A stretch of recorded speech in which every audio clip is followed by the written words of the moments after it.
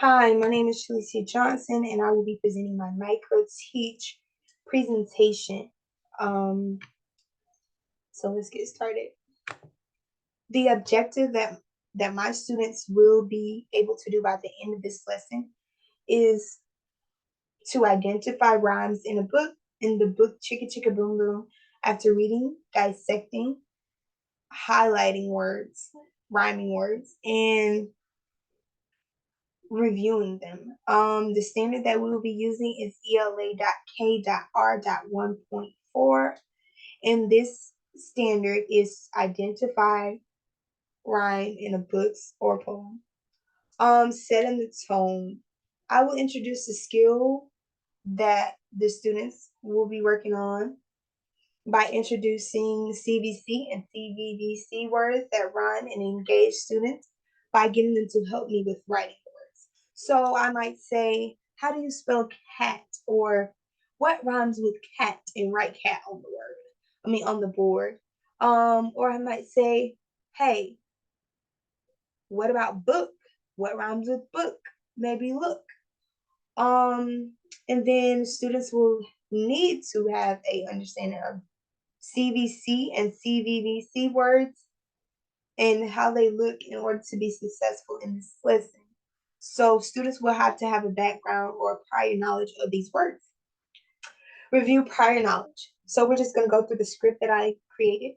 I will say, does anyone know what we just did after writing the words on the board? Students will say, no, can you tell us what we just did, Ms. Johnson? And I will say, we just wrote words that rhyme. The student may question, what does it mean to rhyme? And I will answer, can someone tell me what does it mean to rhyme? Another student may say, I think it means to have the same ending sounds. And I will say, great job.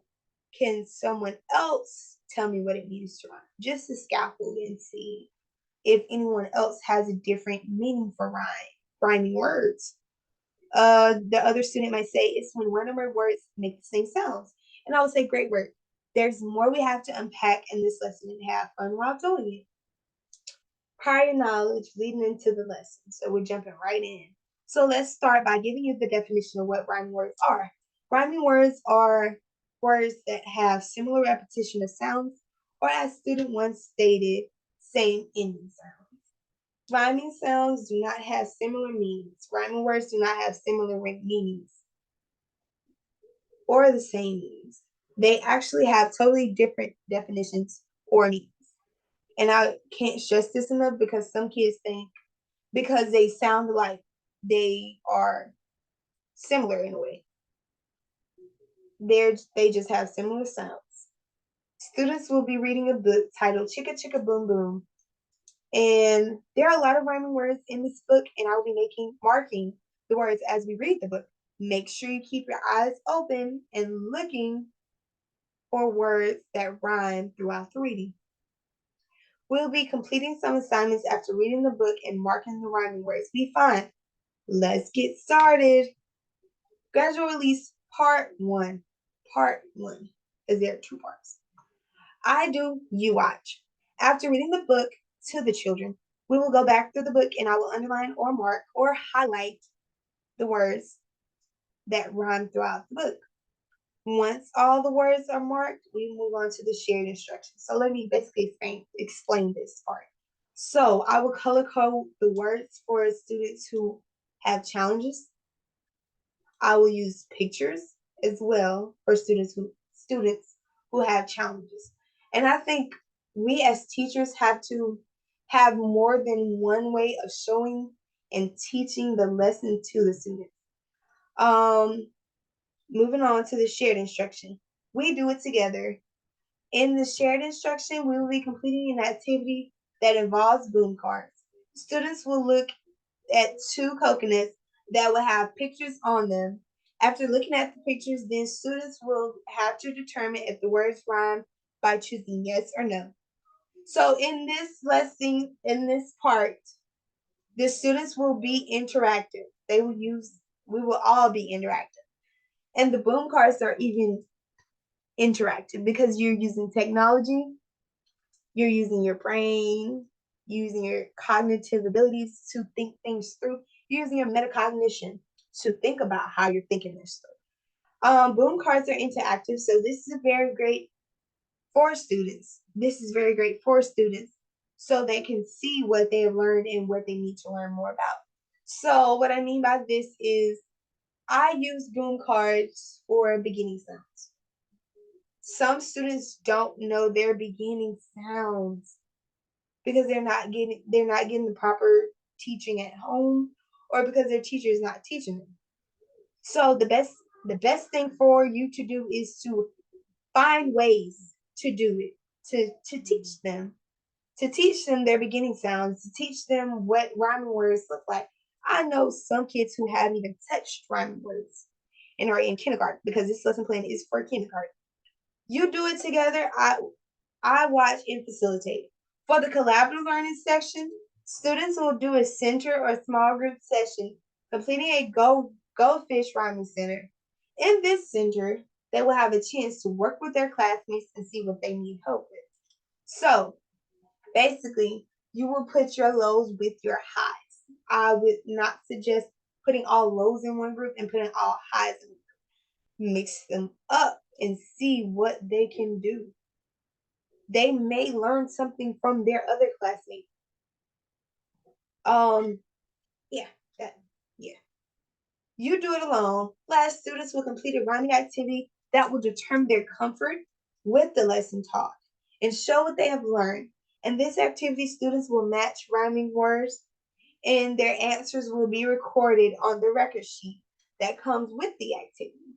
So this activity comes from Teacher Pay Teacher, and Teacher Pay Teacher is a very helpful tool for all teachers. Um, this actually is one of the best websites to go to. And I'm just throwing this out there because I know some teachers really don't have time to actually do it how you want to do it and do it, you know, you know what I'm trying to say. But the best thing for you to do is to find a lesson that you can follow.